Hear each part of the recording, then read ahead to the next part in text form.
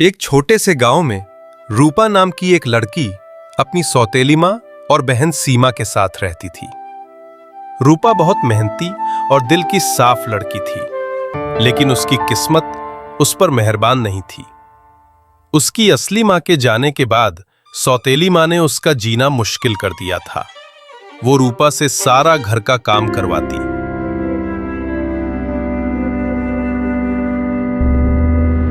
और अगर कभी जरा सी गलती हो जाए तो मारती डांटती थी।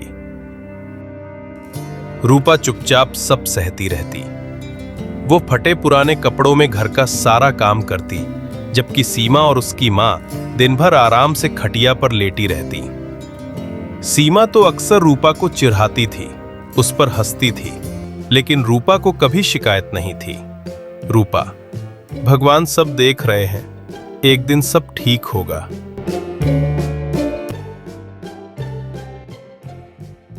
एक दिन रूपा नदी किनारे कपड़े धोने गई। धोते धोते उसकी मां की सबसे पसंदीदा साड़ी तेज बहाव में बह गई। रूपा, अरे भगवान, ये तो मां की सबसे पसंदीदा साड़ी थी। अगर मां को पता चला तो वो तो मुझे मार ही डालेगी।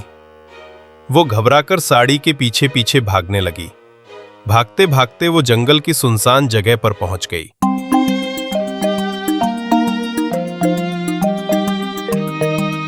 रूपा, दादी मां, क्या आपने नदी में कोई साड़ी तैरते हुए देखी? बूढ़ी चाची, अच्छा बेटा, तो वो तुम्हारी साड़ी थी। चलो अंदर आओ। रूपा झोपड़ी में गई। बेटा, पहले मेरे लिए ये मटका भर के पानी ले आओ। जरूर दादी मां।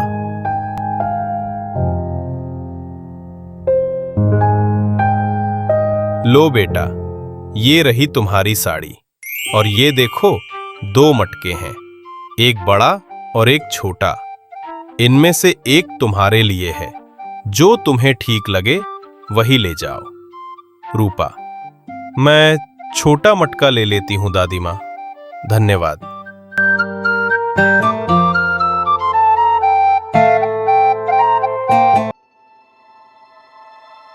सीमा, अरे वाह, इसमें क्या है? रूपा, पता नहीं, चलो खोलते हैं। जैसे ही रूपा ने कपड़ा हटाया, मटके से सोना, हीरे, मोती और चांदी के गहने निकलने लगे। रूपा की आंखें चमक उठीं, लेकिन उसकी मां और सीमा के चेहरे पर ईर्ष्या छा गई। सौतेली मां, ये सब कहां से लाई? कहीं चोरी तो नहीं की? रूपा, मां, मैंने कुछ नहीं किया, एक दादी मां ने दिया, मैंने उनकी मदद की थी।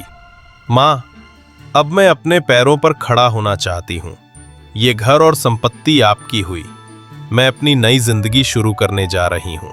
वो अपना खजाना लेकर चली गई और एक नई जिंदगी शुरू की, मेहनत और ईमानदारी की जिंदगी।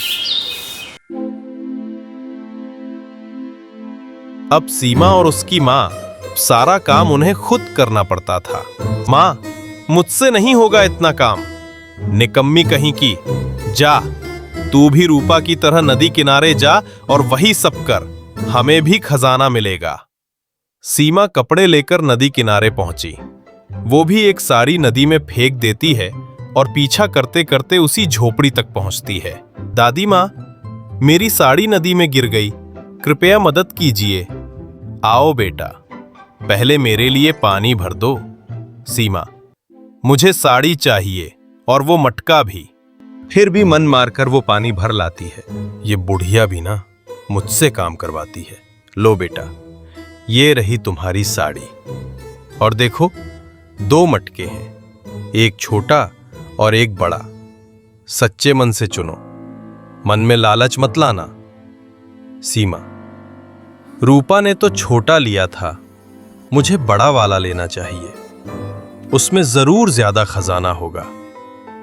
वो बड़ा मटका उठा लेती हैं और घर भागती है। अरे वाह, इस मटके में तो ढेर सारा खजाना होगा, जल्दी खोल। दोनों ने दरवाजा बंद किया और मुस्कुराते हुए मटके का कपड़ा हटाया, और फिर मटके से ढेर सारे सांप निकल पड़े।